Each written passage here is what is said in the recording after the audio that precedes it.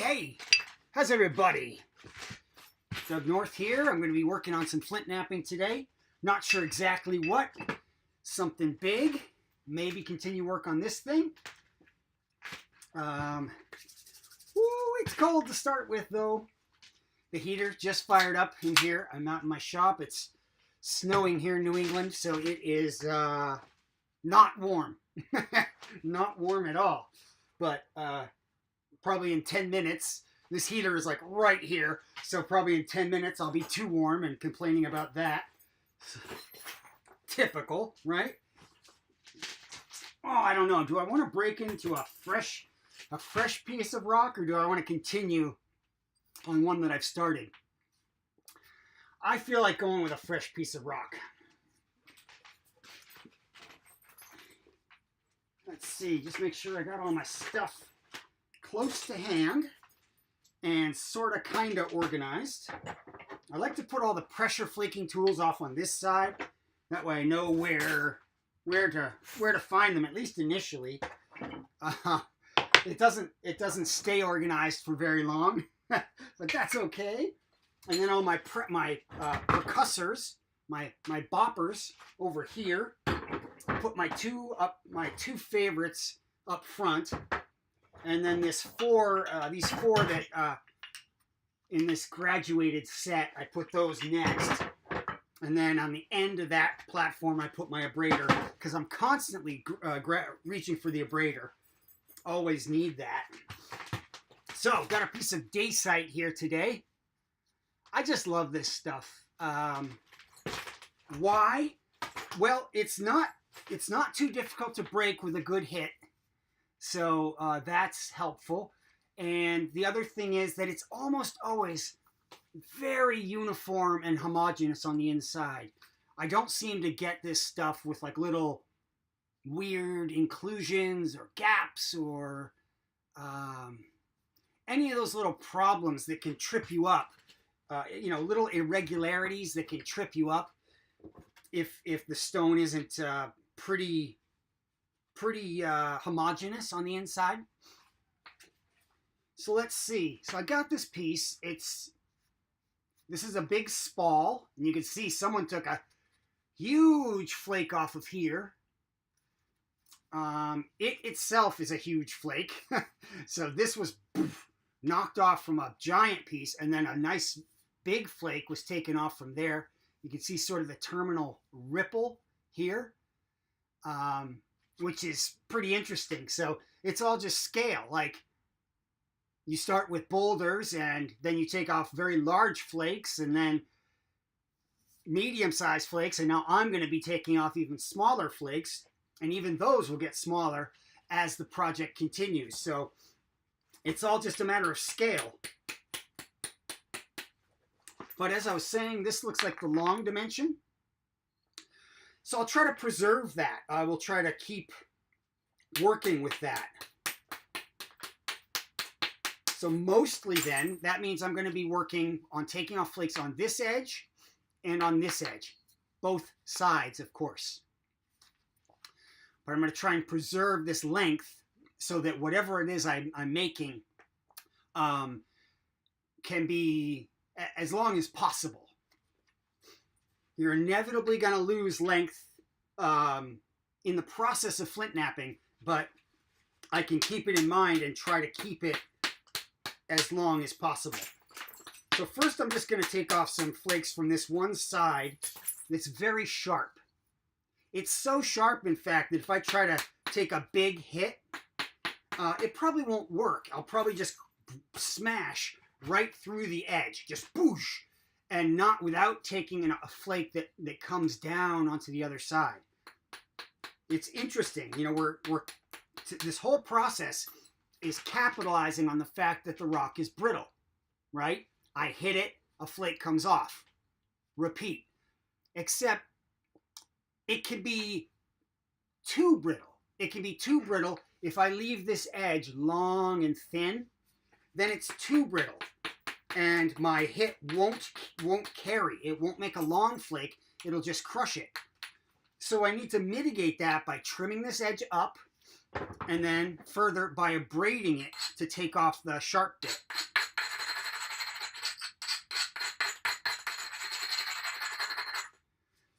And now this edge is prepared to be hit.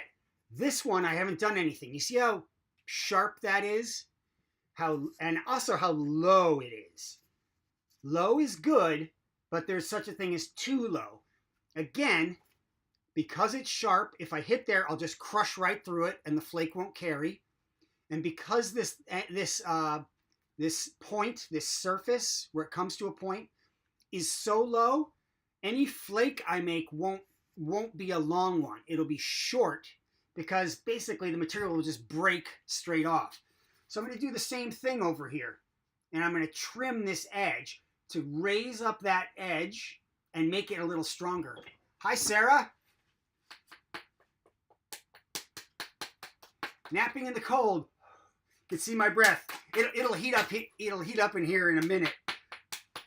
But I jumped right in here and turned on the camera, so I didn't give it any time to warm up. But there's a heater right here, a propane heater, and you'll see me turn around and turn that thing down in a couple minutes because it's going to get too warm. So, just trimming up the edge, making it less sharp, and less close to the bottom. Then I'm going to abrade it.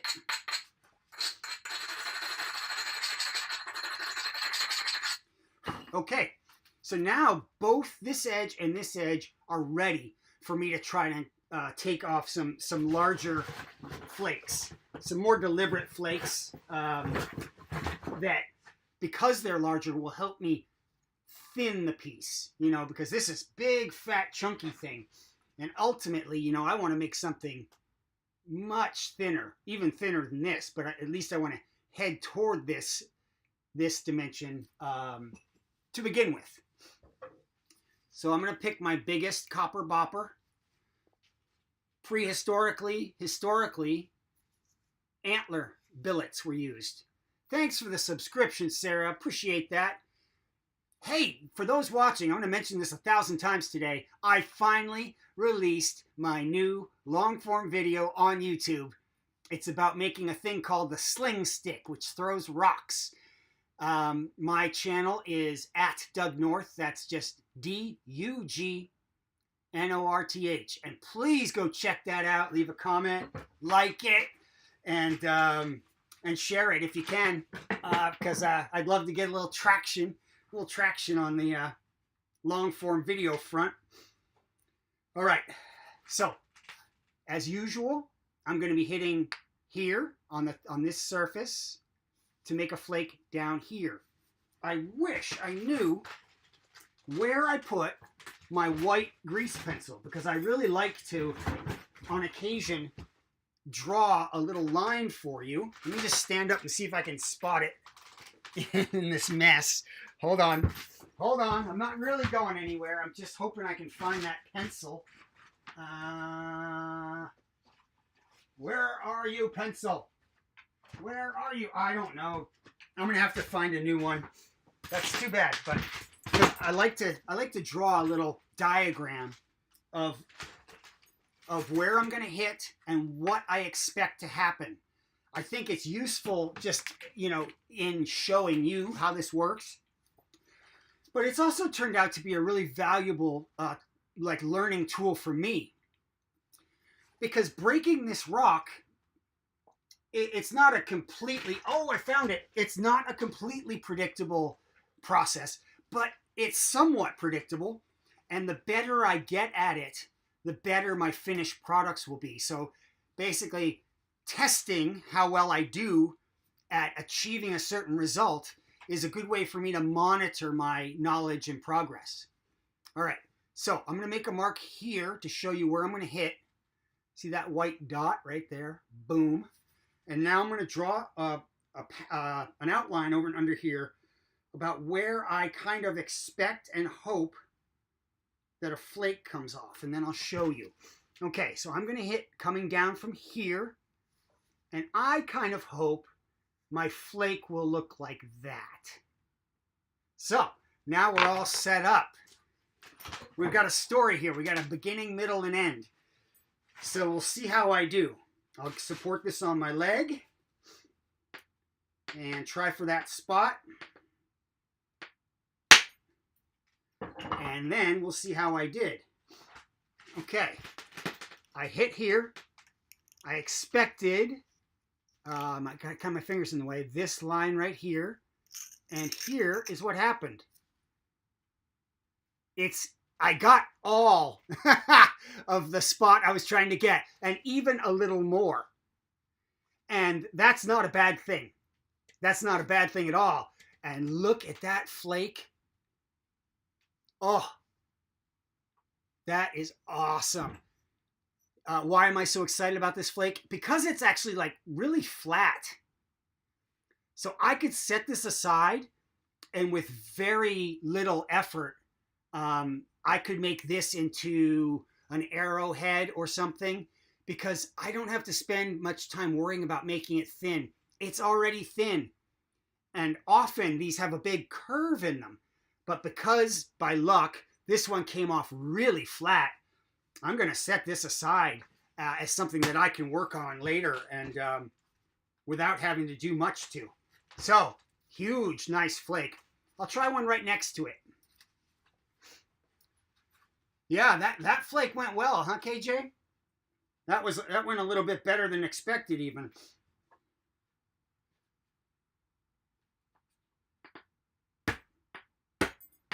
Whoops, get that out of the way.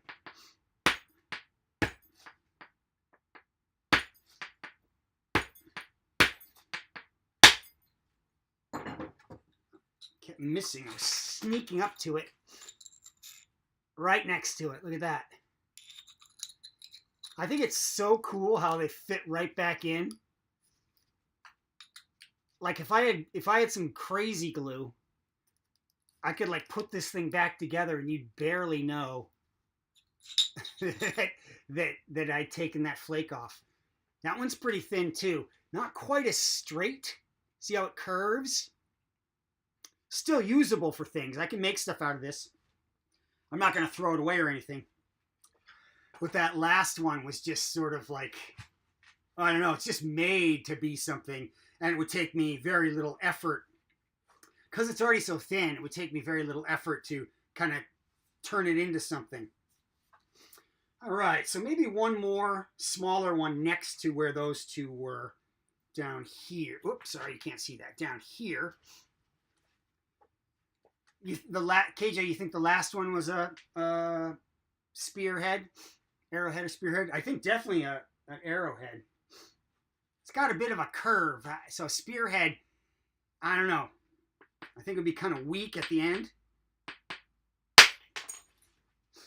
Well, sometimes they don't hold together. Yeah, that one, nice flake. Did it? I got most of it. So I won't show you every single flake, but I just want to give you a feel for it if you're just logging on. Look at that. So that one went from this side to this side. So I took a giant one here, a medium one here, and another giant one here. So I have effectively flattened this whole side, which means it's time for me to move to some other side. I'm going to turn it around. So I took flakes off this way. I'm going to turn it around and take a few over here.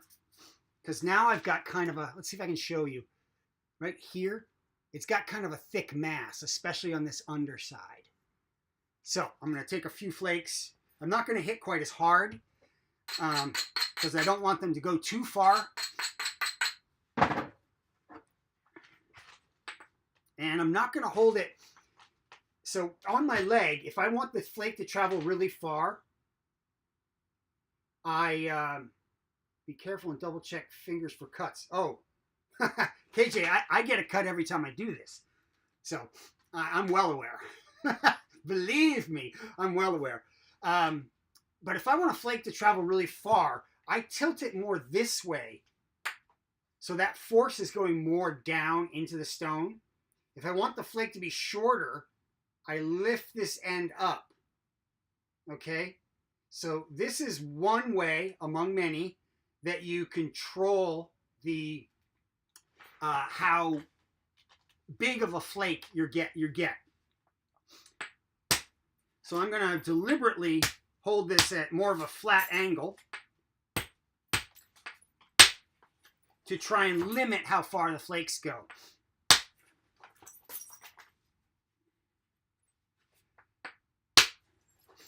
Because I don't want them to overshoot. I want to take this and leave it with a slight convex surface, which sets me up for the next round. So these flakes are just going to be a little bit smaller. So I can also, the other thing I can do is hit a little closer to the edge. So instead of hitting in deep, this is an exaggeration, I would never hit in here. But instead of hitting in like here, I'll hit closer to here. And that will make them, the flakes, thinner and shorter. So just a bunch of smaller flakes on this edge to sort of bring it in line with the other side. And then I'll probably flip the whole thing over and work from the other face. A little abrading is not a bad idea. Even if you're taking small flakes, you don't want the edge to crush, and the abrading helps mitigate that.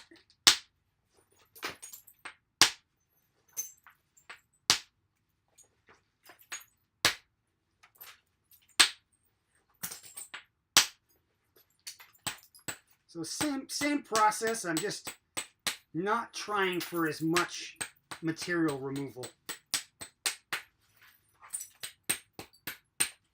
Okay, so I just did all those. So my big flakes were over here, and then I just did these.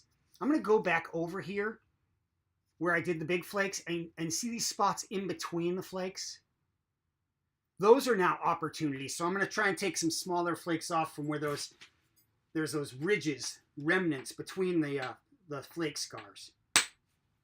Much smaller, but just smooth that whole side out a little bit.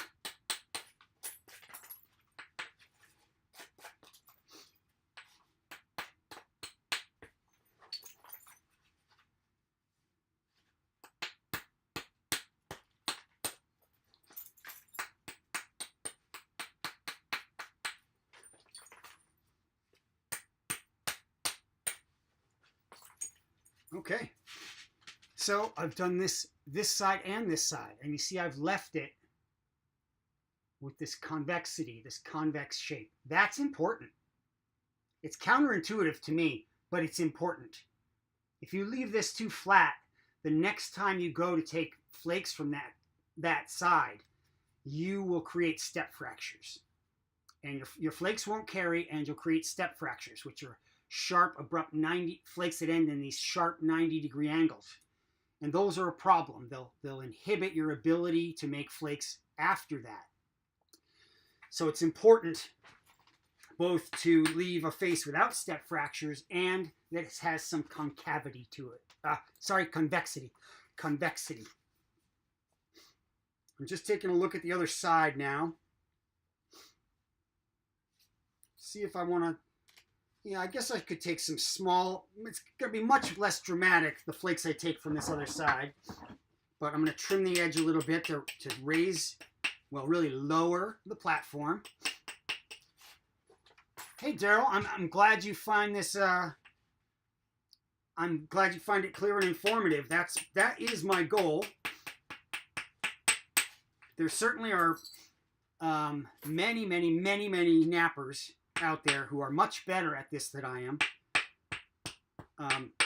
I do hope that I have some ability to explain it clearly. So I'm glad you're getting something from it.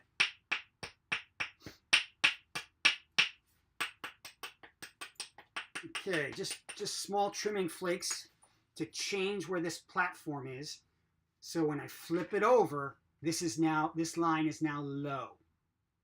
I'm going to do that on the other side as well. It doesn't need quite as much, but so strengthening the platform and making it lower is what these small trimming flakes are all about. I'm basically preparing for my next set of flakes. And the preparation is so important. I mean, I'd say, honestly, it's more important than the actual hit that you make to take a flake off. If your edge, if you've got everything prepared just so, even a kind of wonky, not perfect hit is going to produce a decent flake. Whereas if you've done nothing to prepare your edge for a hit, then even the best well-aimed blow is not going to be as good as it could be and could lead to huge problems. So it's hard to overstate how important it is to prepare every blow that you do. Every serious blow. Like those little trimming things, I don't consider. Those are just preparatory. But when you go to take a big hit. So this side that I'm going to be working on, it's kind of a different situation. This huge flake that was taken off when this was spalled has actually created a bit of a concave surface. That should say danger in my mind. Why is that? When I go to hit this, I'm going to be hitting from one of the edges, hit here. The force is going to travel into this side. When the force gets to that concavity, that scooped out portion, it's going to run out of rock to move within. The force won't have anything to be in. And so what will it do? It will dissipate. It will exit. And so this is a really great opportunity to create problems for myself, to create step fractures on this underside. So until this is more of a convex and not a concave, I'm not going to try to take big flakes off. What I'm going to try and do is take short flakes off that get rid of this ridge and this ridge. So hopefully my flakes, I'm going to just do a little drawing on here, only go in this round. Hopefully they only do something like this. So not shooting for the middle, not at all. I just want to get rid of this high line and this high line to the degree I can. So I got to reel it in. I got to mitigate my my force and this angle. So I'll be tipping it. So instead of having it, down to make a long flake, I'll be bringing it up and probably supporting it well. Also, if you push it into your leg, when you hit, that force against your leg dampens. It dampens the force going into the rock. Some of it goes into your leg. So by pushing down, I can also limit how far the flake goes somewhat. So I'll be holding it more flat. I'll be supporting it very consciously. I'll use a smaller bopper and I'll hit closer to the edge. And all of these things will help me from making flakes that are too long because I'm trying to stay out of this area for now. I hope all of that makes sense, but it's kind of a weird zone in which I don't want big flakes. It's atypical. You almost always want them to be long and thin, but I want these to be kind of shorter. Right. So that one, some of it broke, but there it is, and it only went to about here. And that's good. I could go a little deeper, but I don't want to risk step fracture, so I'll take that for sure. So, more of those.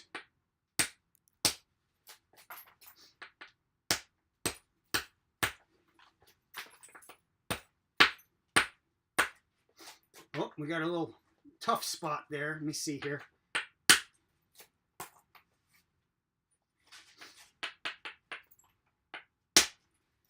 There we go. That went a little deeper than I wanted, but it didn't really make a step fracture. It started to. It kind of made a little hinge right there. So that's kind of what I wanted to avoid. I might be able to get rid of some of that. I mean, I'll be able to deal with it, but I may not be dealing with it right this second.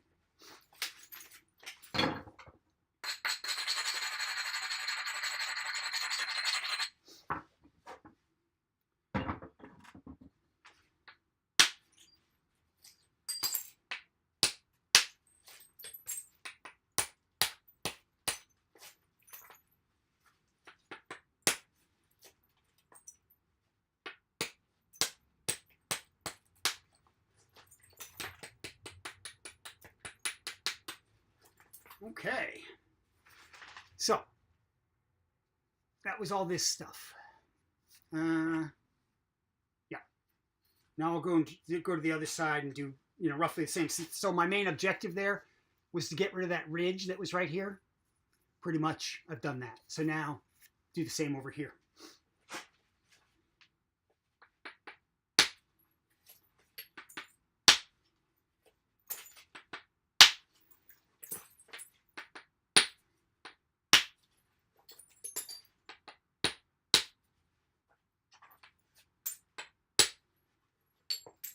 And there we go.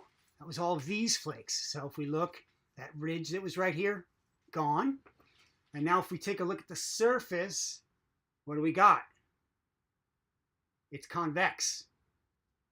So that side's convex, and this side is convex. You put two convex surfaces together, what do you get? A lens shape. That's what we want. That allows us to work both sides and get long flakes from both sides. For those just tuning in, I'm super excited. I put up a long form video last night. Please go check it out. I'm very excited about it. It's about a very little known weapon called a sling stick. It's not really a weapon. It was used to play a game, but it does throw rocks. So, you know, it's kind of in that category. My channel, if you're unaware, is Doug North, DUGNORTH, like the direction, Doug North. And if you find that on YouTube, please give it a watch and a comment and a like and all that stuff. I totally appreciate it. Okay. So now I'm going to evaluate what I'm doing next. You can see, got a bit of a, this is where my problem hits were. So these got a little deep. So now I've got a low edge over here and also corresponds with some extra mass over here. So I'm going to try and clear some of that away. See what I can do about that situation. I'm going to trim this edge a little. Again, for the same reasons, to make it stronger and to change the height of the edge. I always want to be hitting on a surface that's below the center line.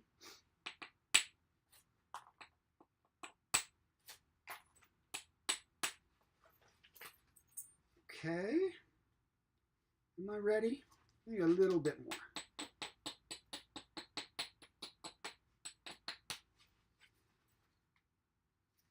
I'll tell you what that means. I'll re-explain that because it's such an important concept. So when I say below the center line, if we look at it from the end, where these two faces come together to make the edge, I'm going to be hitting from the top. I want this point right here to be below an imaginary line that we draw right through the center of this thing. So like from here out. So I want this line to be just a bit below that. And you can see that it is right here. So that's good. It's not too sharp because I trimmed it. And I'm further strengthening it by grinding it. And now I'm ready to hit it.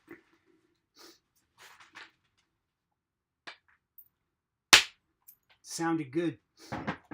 Let's see what we got. See if I can show it to you. So here was my low spot. There we go. Nice.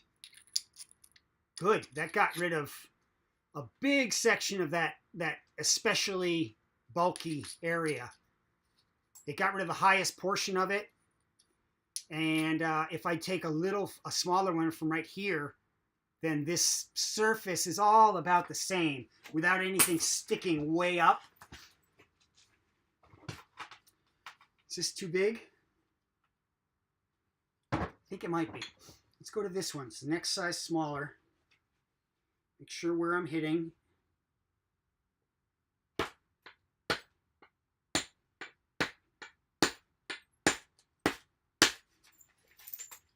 Crushed that edge a little bit, but I can fix that. There we go. So I just took off that stuff. Didn't go quite as far as I would have liked, but it's definitely no problem. Definitely got very nice slight convexity there, which is optimum. It's weird. So if you've watched for any length of time, or of course if you've done this, you can see that it's like the same principles over and over again, and just trying to maximize your ability to set up each hit to take off the flake that you expect, and hopefully that's long so that you can get your piece thin. It's like simple concepts, but pretty hard to put together, to put all together to make a really nice piece. Hard for me, at least. Maybe there are people out there who just get it.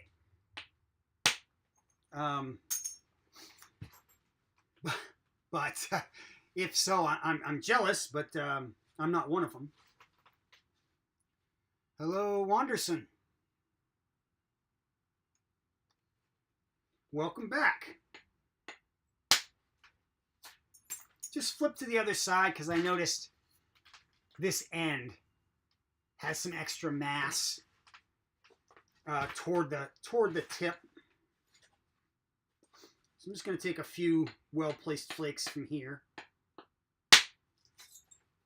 Oh, that's nice. So that one, it's very irregular shaped because there's so much contour, but boom, came all the way, started like 3/4 of the way across, got rid of a bunch of that extra mass that was in here.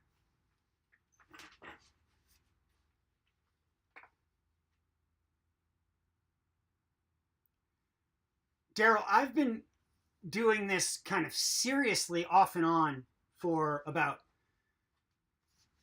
3 years, but very off and on. I hurt my elbow really badly doing this with poor form. So it certainly hasn't been 3 years of straight practice. I've done a lot in the last year, and I've definitely gotten a lot better in the last year. So I thank you for the comment. I definitely have more control than I used to have, but you know, I am a long way from from an expert. I'm a long way. I'm hesitant to even call myself an intermediate, but maybe I'm getting there.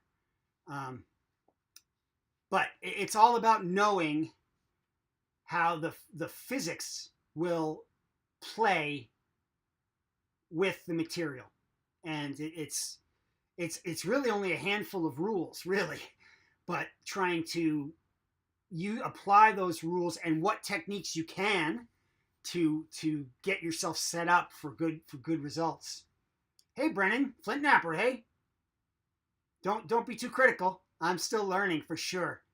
But welcome. Thank you for the subscription. I appreciate that.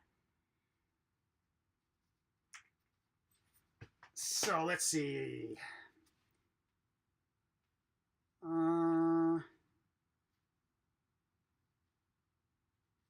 Just going to take a few smaller shots just to make this edge a little bit more even, a little bit straighter. And then I'll reevaluate and then start preparing edges for a sequence of hits. But I just see a few places where I've kind of left some gaps and have some opportunities. Like right there. Right there. Wow, that was a long one. But very thin. Oh, I wish you could see those. Hold on. Look at how like long and thin those are. That thing nearly, oh, I can put it back. So I hit down here, hit right here, boom, and then it took this flake, which is easily 3/4 of the way across. And that, my friends, is a blade. That's a razor blade, I will tell you. Shall we do the patented Doug North sharpness test? That is a super thick piece of cowhide leather. Very thick. Ready? Don't cut your face, Doug.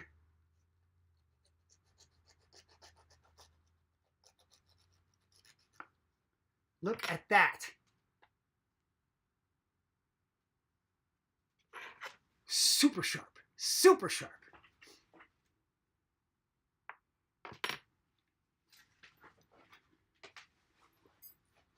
Crazy sharp, my friends. Okay. All right, this is where we are. So we've managed to preserve like a good deal of the length, which is nice.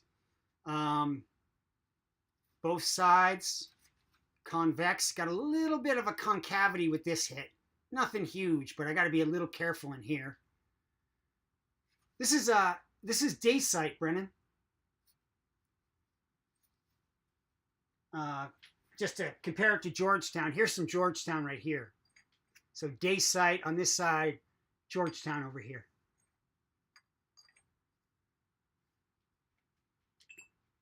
So that Georgetown is kind of, well, it's very modeled, but you know, it differs in its quality and its how uniform it is. I'm sure you know that.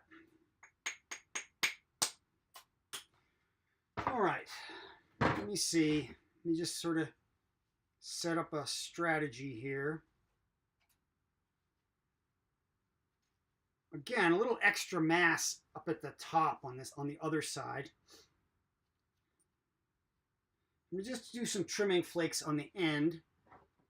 It's overhanging a little bit and there's no way it's gonna stick around, so I'm just gonna trim it off.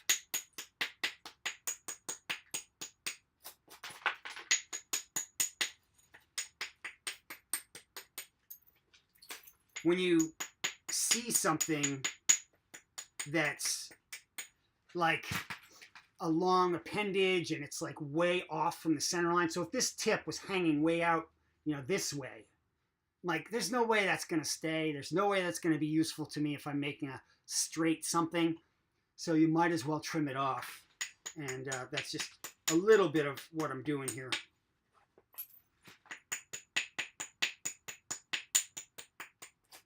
Sometimes it's hard to do. Sometimes it's hard to come to terms with the fact that you've got to get rid of, you know, more material than maybe you would want to.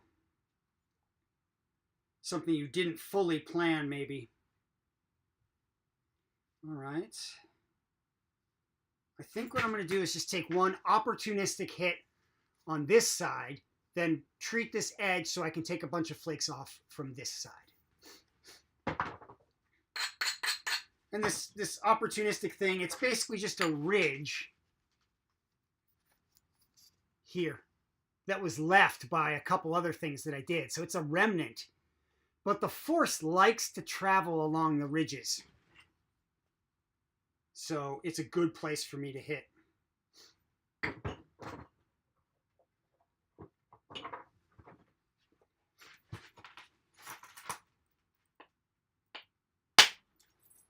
There we go. The flake didn't stay in one piece, but it went there. This line right here. That's nice. That was great. That's just what I needed that to do. All right. So because this was the last work side, it's now kind of flat, whereas this side is very curved. So this is the better place for me to start working. But if I flip this over, we can see that this edge is above the center line. That's not good. So flip it back over, and I'll make a lot of little hits here to trim this and raise this edge up. So I'll switch to a much smaller tool and just do a lot of little taps right on the edge.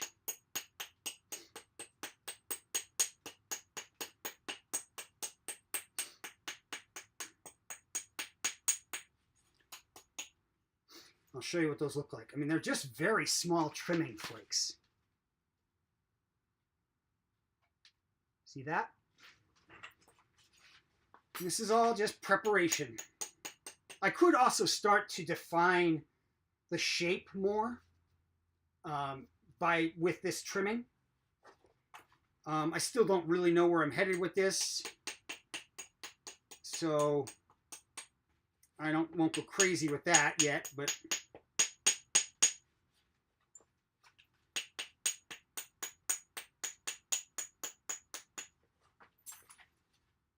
let's see, how am I doing? A couple other spots.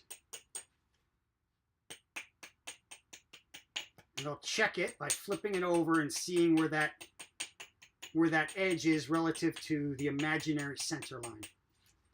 So I've trimmed down here, flip it over. Most of it is below the center line. There's a spot right here that's still high. I could trim that a little bit more.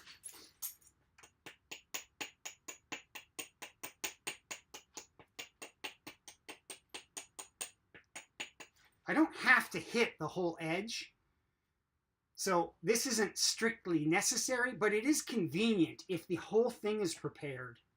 Then if I'm aiming here and suddenly just mess up and hit here, well, then it's still prepared and I'll still get hopefully a decent result. I increase my chances of not messing it up at least. So I'm preparing the whole edge so that basically all of it is ready to be struck. And that just gives me cushion. So, okay, so flip it over, and now I'm going to abrade it.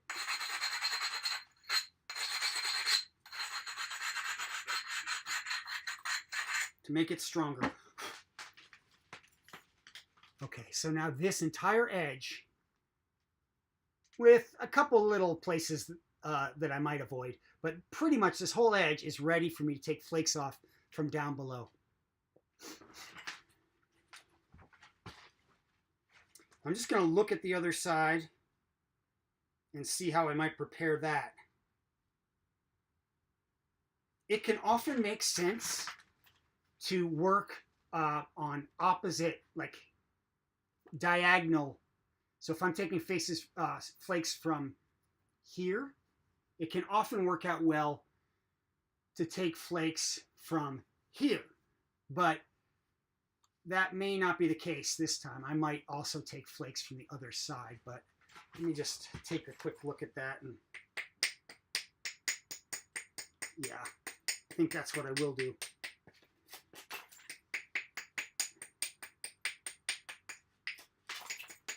So I'm just trimming the other side now.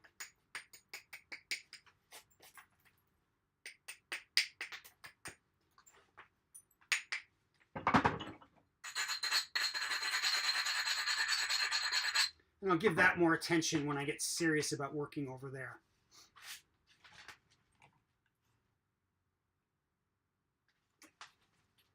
But where are we?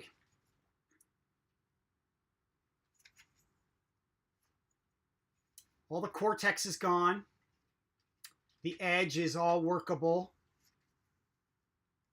We've established a lenticular cross section. No huge step fractures that are going to trip us up as we try and move forward and thin it. So for the time being, we're in pretty good shape. All of that can change like instantly. You gotta like risk a little bit to get into this. You definitely do. And the other thing, you've got to become familiar with the notion of non-attachment. If you fall in love with this, there are two things that are very possible and likely to happen. If you fall in love with it, you'll be so afraid to break it that you'll stop working on it and you'll stop learning. You'll stop growing. That's one way. That's one thing that can happen. And if you become too attached to it and place a hit badly, this can happen. This happens all the time to me. Granted, I'm still learning, but breaking pieces in half is a very real part of flint knapping. So if you get too attached to anything, you're just going to have a very difficult time.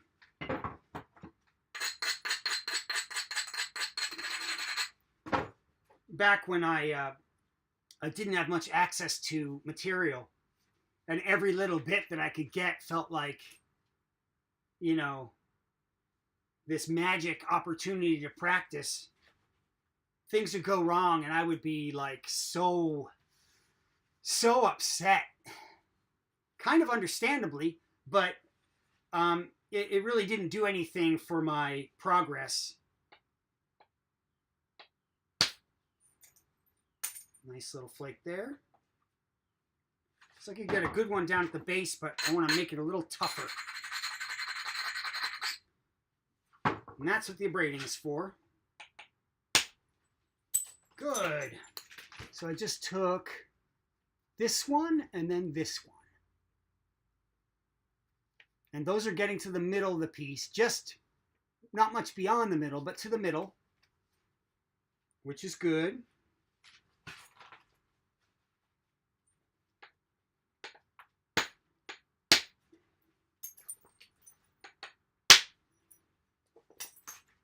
That one there.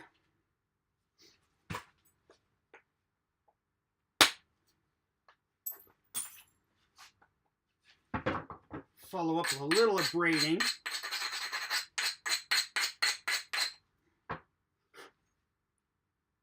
See where I could make a couple other hits.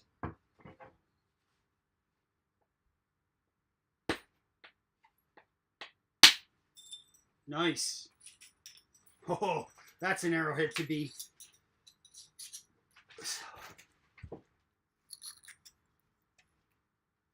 Look at that. That could be an arrowhead in about 10 minutes or less. It's so thin, but not too thin. Put that in the let's make an arrowhead pile.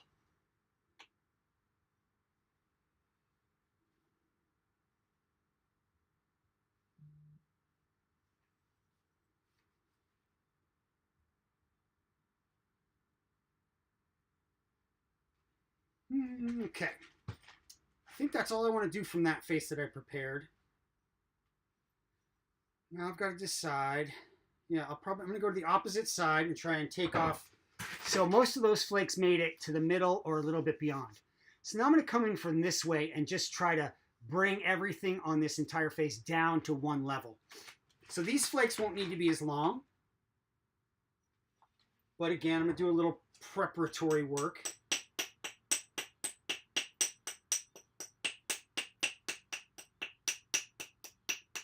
Change that platform height.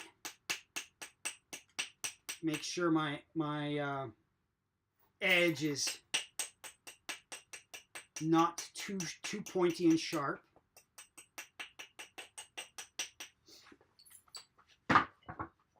Below the center line, of course.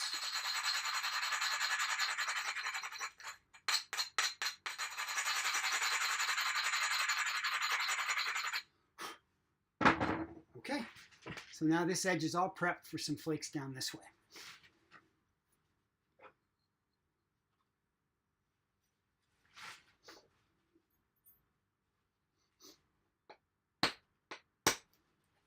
Oh, that kind of crushed.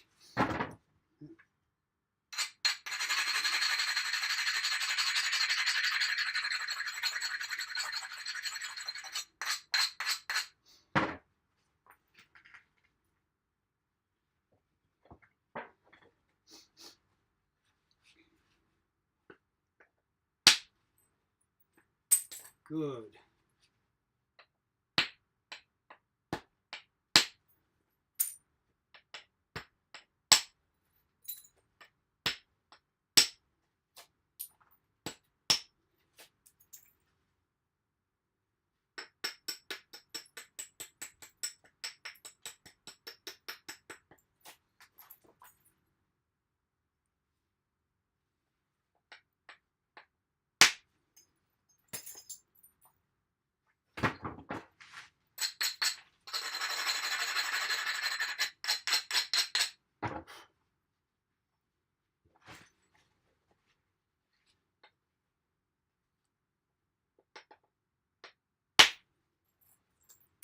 All right, so a whole set of flakes off from here, and now you can see this is sort of the flat side. And we've done a lot to thin the piece. Anything else I want to do over there? I could do some little ones, very little.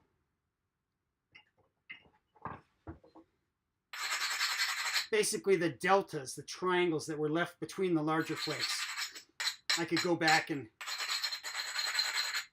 knock off some littler flakes from those. And hold it freehand to do that. Make sure you can see that. Okay.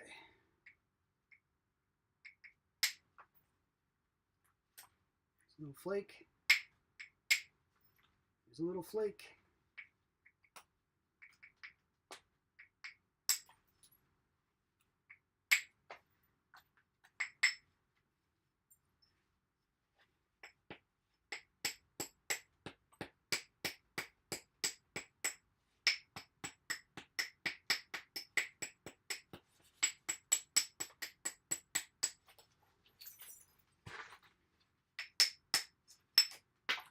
Okay.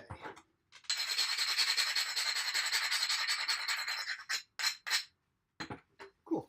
So now that's all set.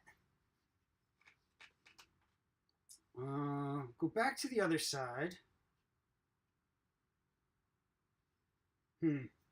Looks like I left a few places for some opportunities to make flakes this way. Then I should set myself up to do a whole set on this face.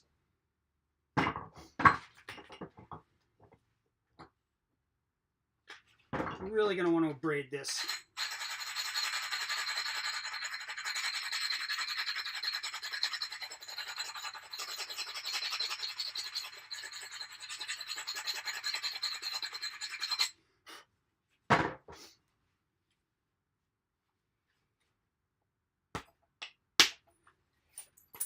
Good. Good.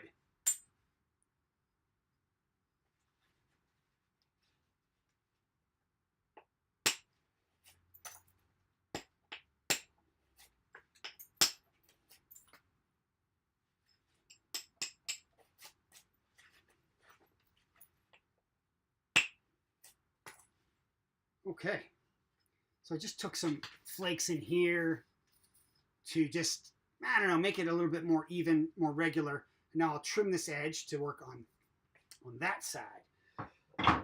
Switch back to like my little tiny bopper.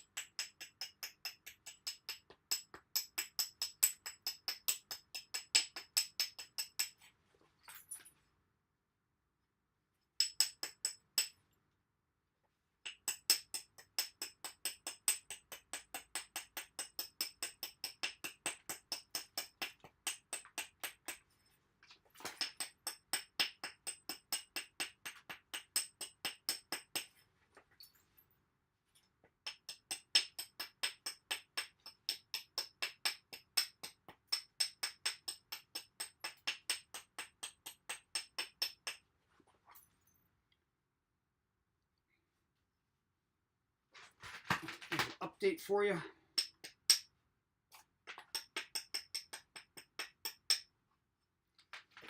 Okay, a visual update.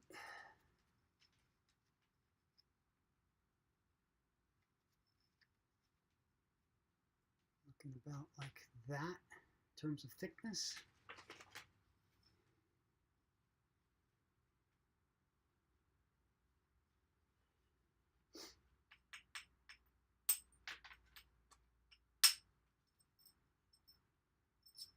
Holding freehand like that can sometimes give you access to points that are a little harder to get if you're kind of crunched up in here. And I guess the flakes can travel longer sometimes. I just feel a lot less controlled, so I don't do it that much, but I'm trying to get into the habit of doing it more.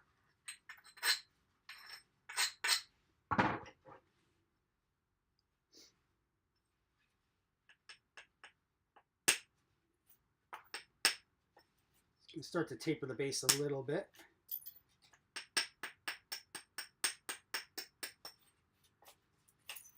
And maybe start to bring this to a point a little bit more.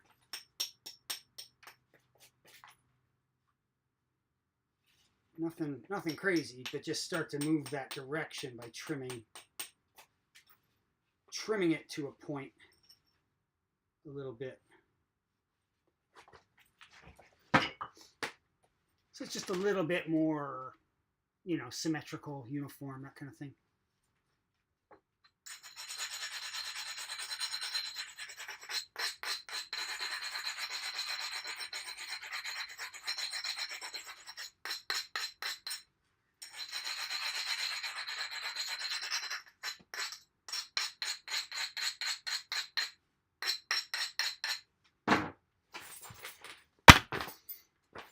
How's everybody doing?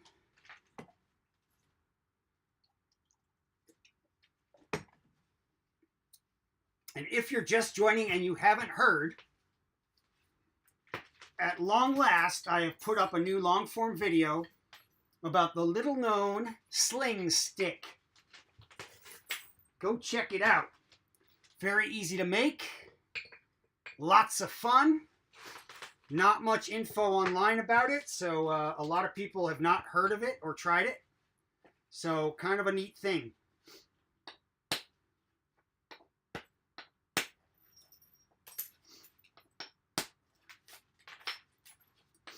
Please give that a watch and a comment and a subscribe and all that. I'm trying to build up my channel and so I can do more of that and more of this.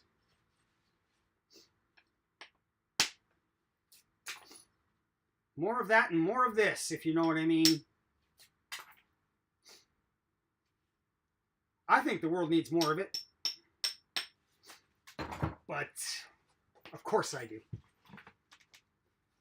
Excuse me. Still a little cold in here. That makes my nose run. It's coming along. Hey, thanks, Daryl. Wasn't that cool? Very easy to make. Learning to throw it, on the other hand, throw with it, does take some practice. I mean, and I won't claim to be accurate, but the original source from which I learned about it made it pretty clear that they weren't trying to be accurate with it. They were trying to throw far with it. That said, in the limited amount of time that I practiced with it, I feel like it's no more difficult than sort of the shepherd sling. So if you're willing to put the time in, I bet you could become very accurate with it. Like all, you know, basically, you know, primitive weapons, you have to put the time in if you want to be accurate. There's just no substitute. And I think that's true of the sling stick too. I totally think you could get accurate with that. But it's going to take, you know, whatever, like your 10,000 hours, whatever that magic number is to get to mastery of something.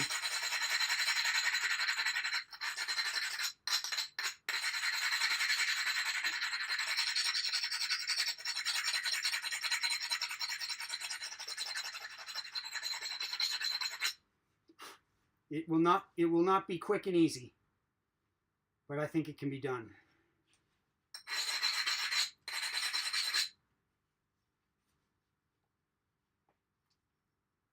Okay, do a row off that side, and then we'll reassess. I've prepared this edge, so I'll do some flakes down here. Yeah, golf balls are pretty good. They could, I think, they could stand to be just a smidge heavier. So that's why, like, a rock of golf ball size, or, you know, right in there, a little bigger, a little smaller, they are really good. If you try to throw something really light, it doesn't have enough momentum to get the strap out of the way. So the golf balls work fine, and the stone works fine. But if you try to put something, you know, I don't know, a walnut in there or something, it needs that mass to gain momentum that then will help get that strap out of the way. So just a little side note that I didn't mention that in the video, but things that are really light aren't going to work that well.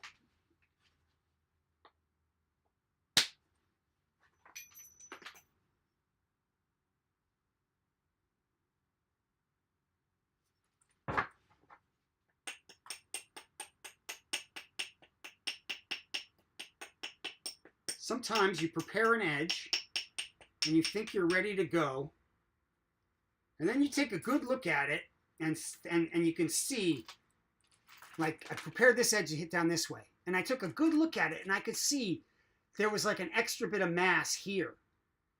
So it was going to interfere with my hit this way. So I flipped it over, and I just took this one sort of precision hit right here, just to get rid of that extra mass, and now I'll re-prepare the edge. So those things kind of come up. You got to sort of stay in tune with it.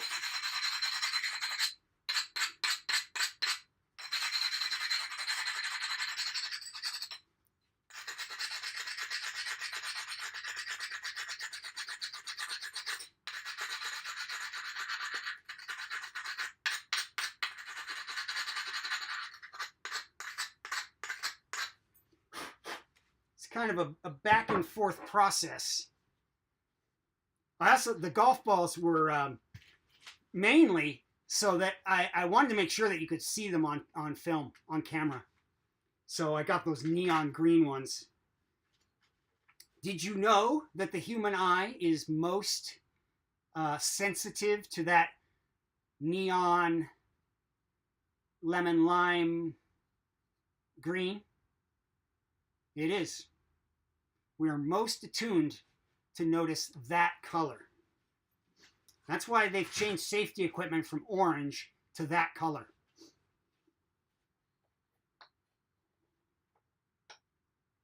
It's based on our physiology.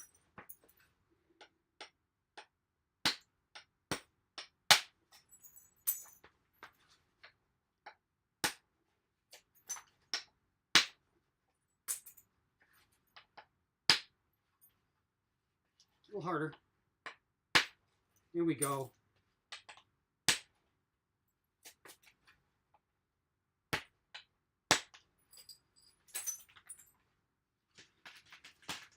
There, so I just did these flakes. Now I'll go back and get those I call them deltas often, these triangles that are left between flakes, because it looks like the end of a river delta where it spreads out. And from the air, looks like a triangle.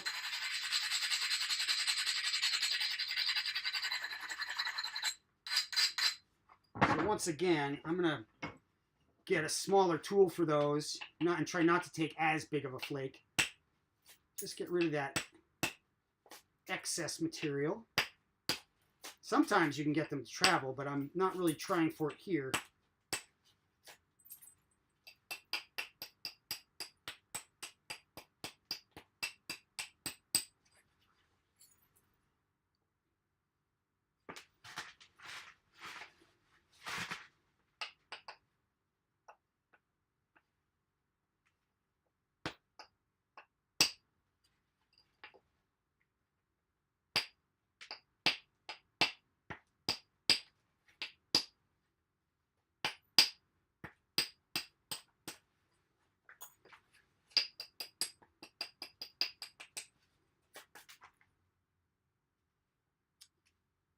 Tiny step fractures after that round, but nothing too serious.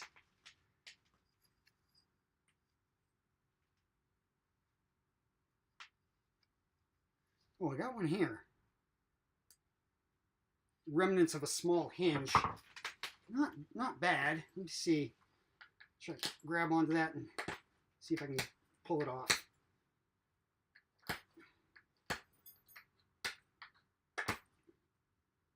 Well, I smoothed it a little. I didn't really pull it off, but I smoothed it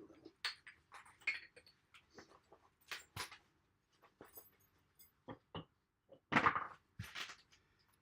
Yeah, Daryl, so it's a good question. And I'll be honest with you. At my level of skill, I basically just start trying for the largest, thinnest biface that I can get out of the piece of material that I'm working with.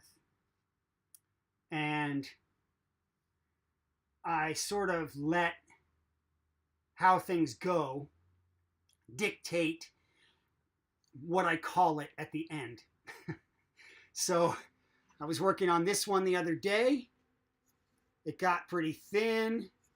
It stayed very symmetrical. This could have been a spear point, but I was like, I want to make a knife. So I called it a knife.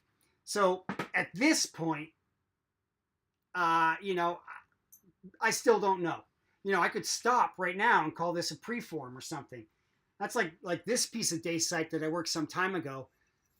This isn't done, but it's big enough to be monster spear point, or even a knife that's just wrapped with rawhide or buckskin down at the bottom. So the distinction between a knife and a spear, until you start making, you know, choices that would rule one out, or something unfortunate happens, which is more often the case. Something bad happens, and I say, well, that can't be a spear anymore. What can that still be? Like, let's say I took a giant, like, divot out of one side, so it no longer had this nice curve. Well, I could flatten that edge and be like, hey, folks, look at that. I made a knife. So it's nothing in particular at this point, except me practicing the art and trying to get it as thin as I can while maintaining length, if that makes any sense. So I'm still sort of more focused on the process than the actual outcome.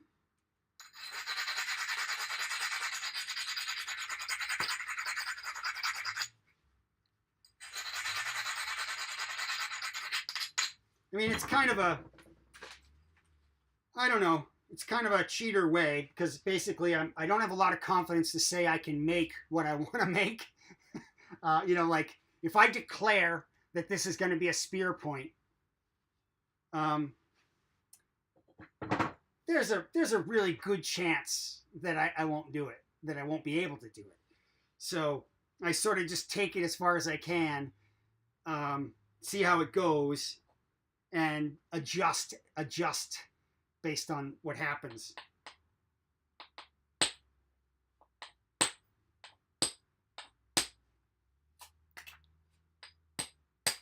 Yeah, I don't know if it's a good mindset or not, but it's helped me a little bit, because I can say, wow, a year ago I probably couldn't have made this. By the time the day is over, this may or may not be something, but I can recognize this and the level I've gotten to and say, that's progress. That's progress. Whereas if I declared, I'm making a spear point today, and then at the end of the day, all I have is broken chips, it kind of feels like a failure.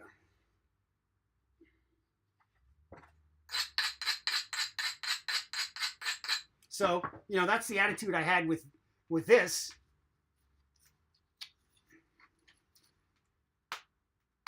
And I just kept working on it. It's still not entirely done, but I just kept working on it until I got to this level of doneness. I was like, you know, it stayed together. It's symmetrical.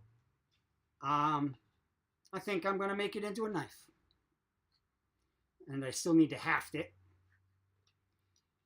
It just needs the final stages. I'm kind of looking forward to that, but that's for a day where I don't need like a challenge, you know.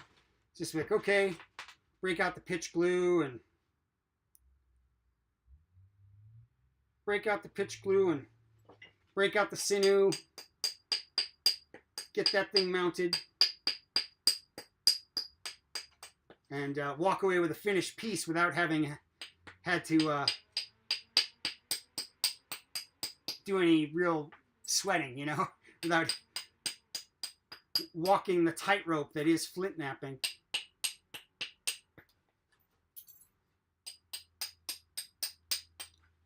I mean, it's a fascinating tightrope.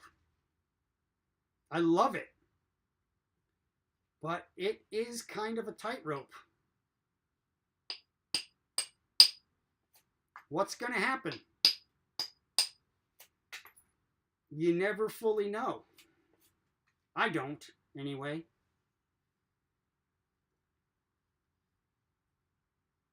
I have friends who have been doing this for so long that, you know, there aren't really unknowns for them. Yeah, things can go wrong.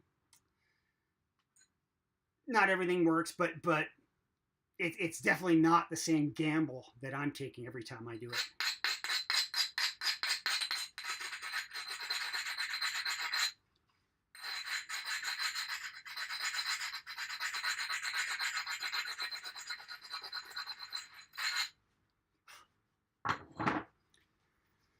Little visual update for you.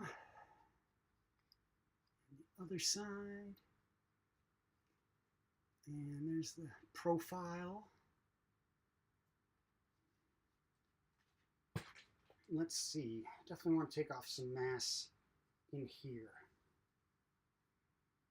It's giving it kind of a bent look. So I'm going to set up to do that.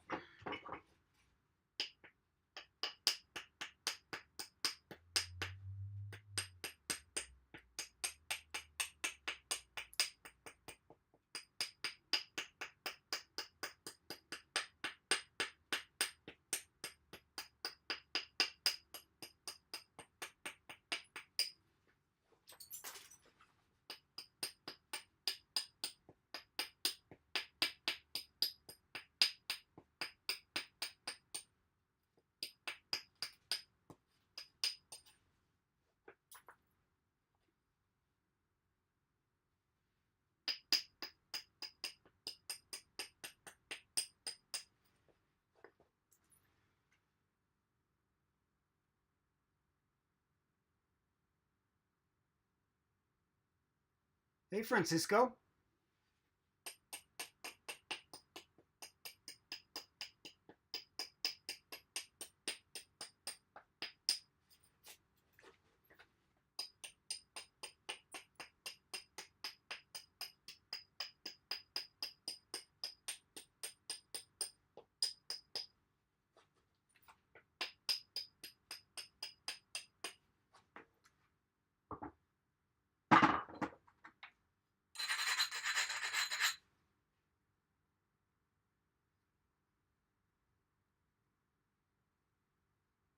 Okay.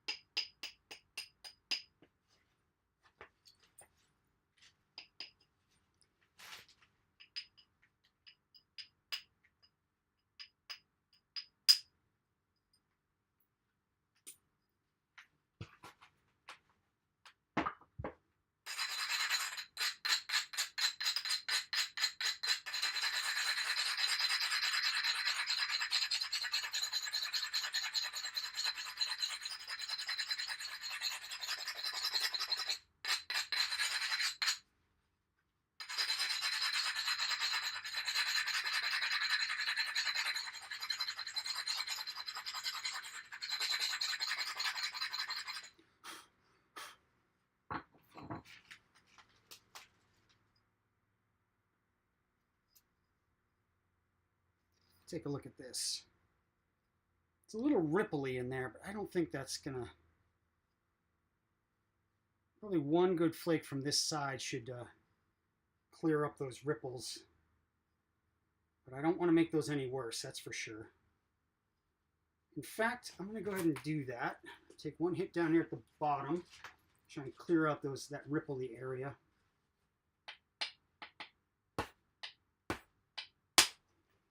Done. Well, almost done. Still got a little bit of the ripply stuff right here, but I got rid of most of them by taking that flake out. It feels better. Just looks like I've got more control. And I think it also gives the whole piece a slightly straighter look.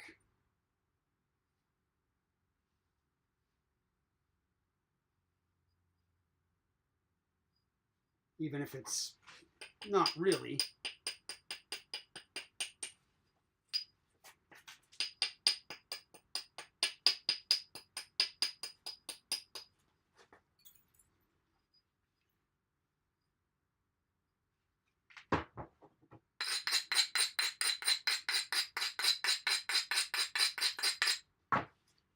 Another one of those just kind of small cleanup flakes down here. Very small, that's fine.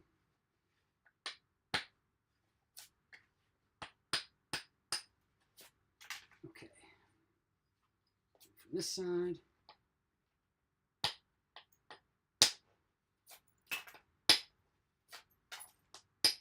Okay, good. Still a little fat down there, but I'll get to that eventually. Okay, where was I aiming for? This in here to take out some of this mass.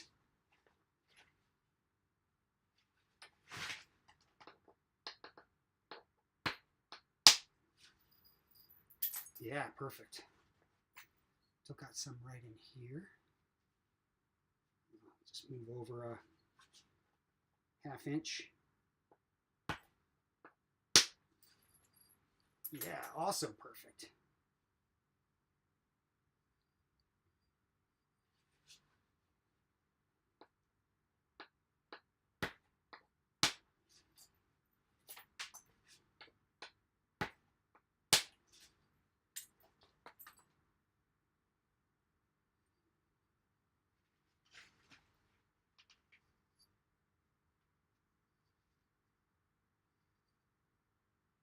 Getting thinner, my friends.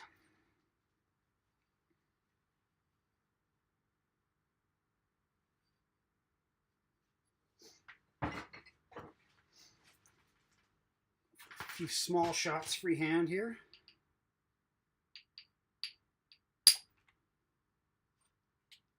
Good.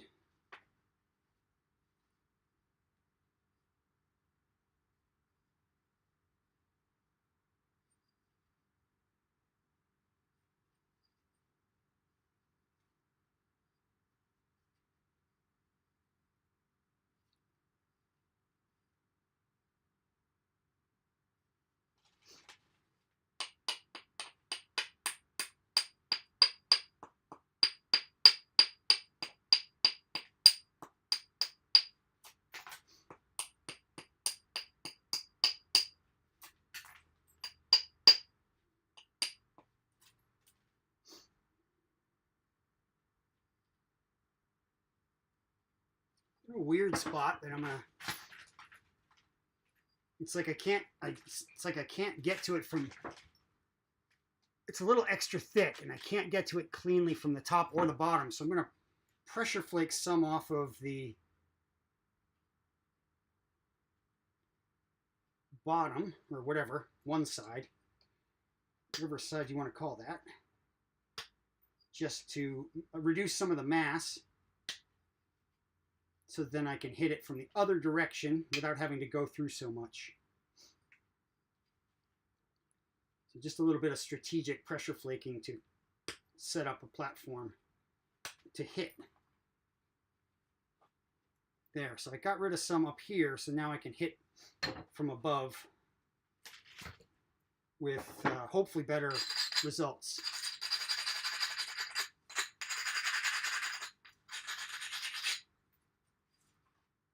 I might do the same right there. Another spot. Kind of the same situation. Just give myself a little bit of an advantage by removing some material that I'm going to have to go through. If the surface or the edge is too well supported, then it's going to be, you're going to have to hit harder, and there's a chance you'll be overhitting and breaking it or creating an overshot flake. So just trying to set myself up for success.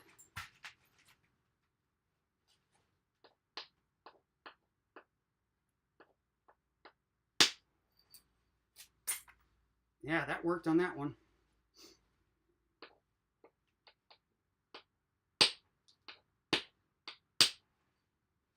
And that one too. Beautiful.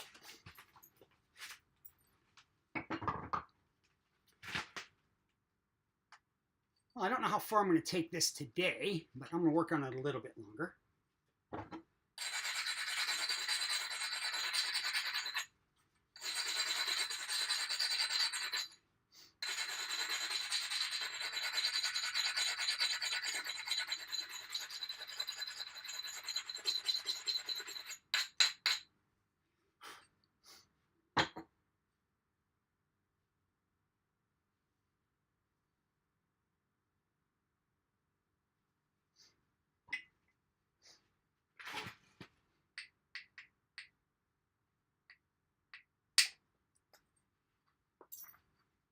Freehand action.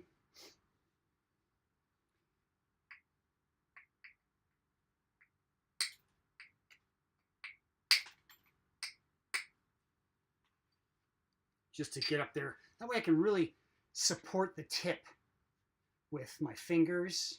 So it's, you know, supported all the way around that weaker area. And then kind of surgically get in there and go, boop.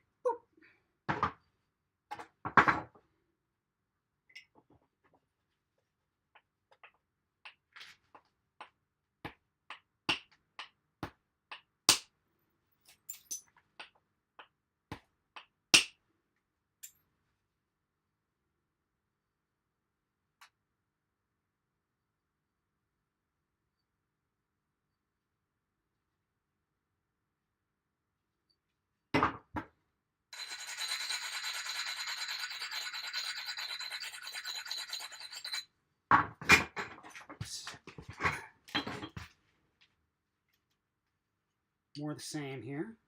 Just want to hit some very specific spots. I'm going to use a smaller billet, hold it freehand, support it really well with my fingers underneath. Try to follow through. And that gives you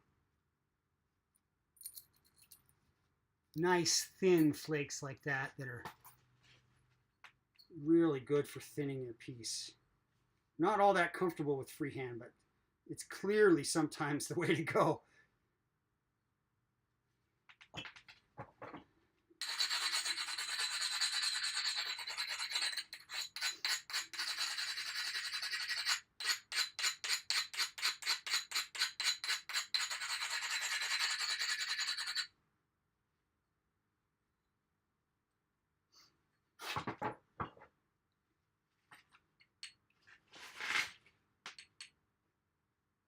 So to get a feel for like which way is my body going to move. See it back up a little bit. Let's make sure you can still see that.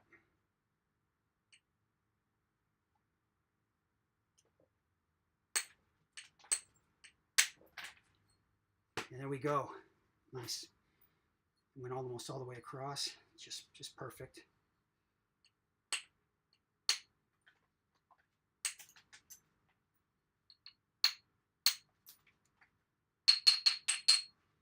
That got a little crunch. That got a little little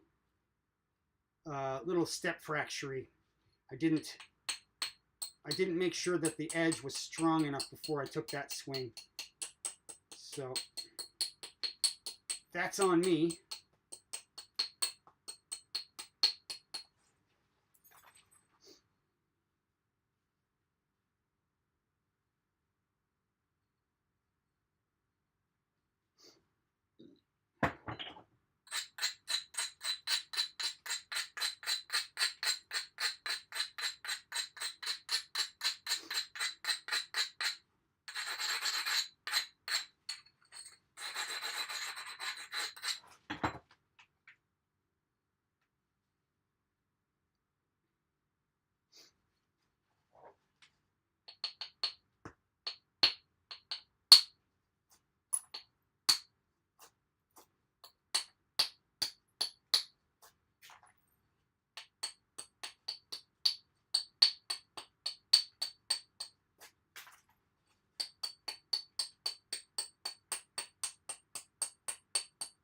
Trimming flakes.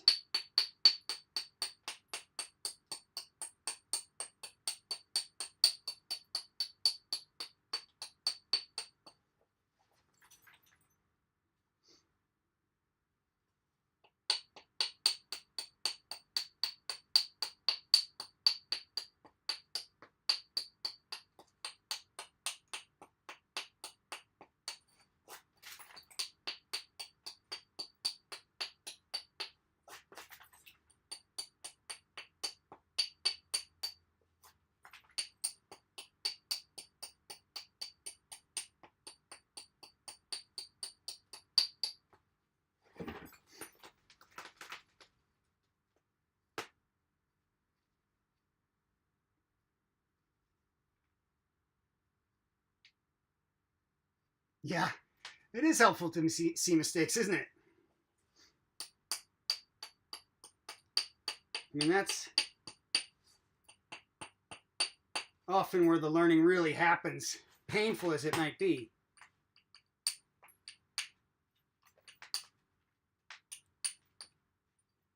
A little less painful if you're not the one making the mistakes. So I make mistakes so you don't have to.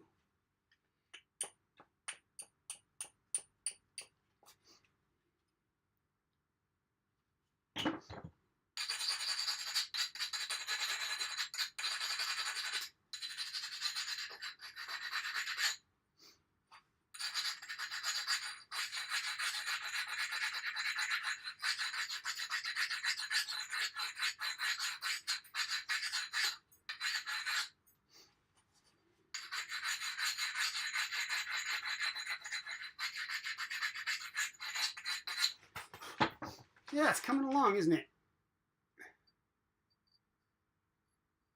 It's coming along. What do we want to do here?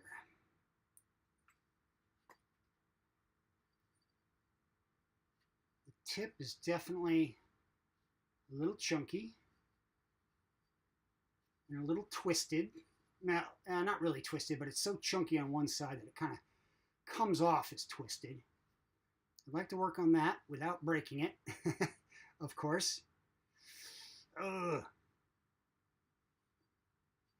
That edge looks super thick. It looks a little too strong. I'm going to resort to some pressure flaking again to weaken the top side of the platform.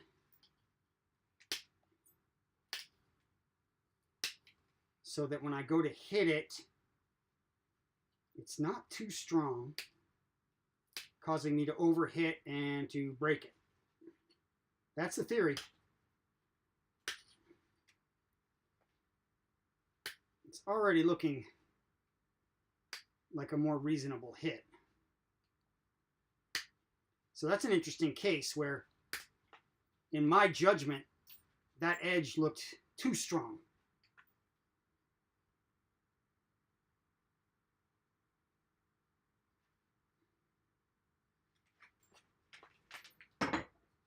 And I was afraid. I was afraid to swing at it because I thought the force required might be enough to break the tip off.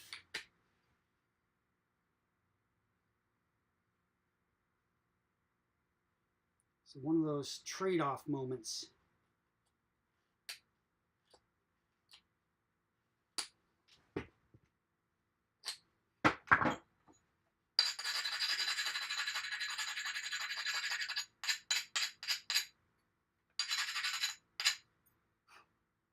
That looks better.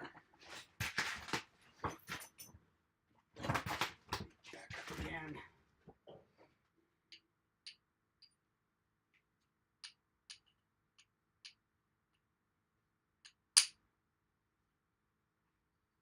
Oh yeah, perfect. Now if I can just land one right next to it.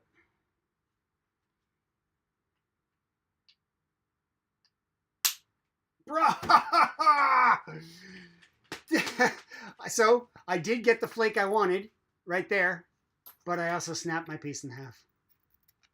What was I doing? Let's see. I had the tip really well supported, but I was like squeezing the middle. So what did I want to do? I needed to get more support over more of the piece. Spread my fingers out. Oh, folks. Ah, oh, this is coming along so well, too.